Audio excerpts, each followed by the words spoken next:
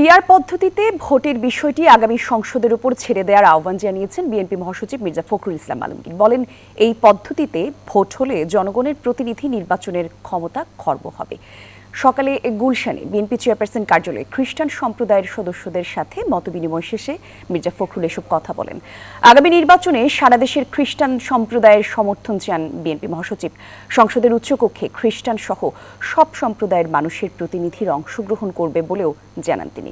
মির্জা ফখরুল অভিযোগ করেন, ৭১-এর অসাম্প্রদায়িক চেতনাকে ধর্মীয় দৃষ্টিকোণ থেকে নষ্ট করা হচ্ছে। বিএনপি ক্ষমতায় গেলে অসাম্প্রদায়িক বাংলাদেশ করবে বলেও মন্তব্য করেন বিএনপি মহাসচিব।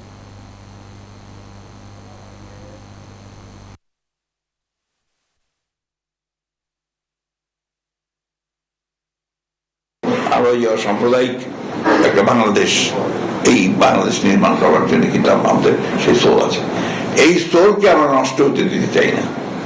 আজকে যে কোনোভাবেই হোক আপনার যে একটা প্রচেষ্টা আছে যে ভিন্নভাবে চিন্তা ভাবনা করার, সেই ভিন্নভাবে চিন্তা ভাবনা করার কোনো অবকাশ এখানে আছে বলে আমরা মনে করি না।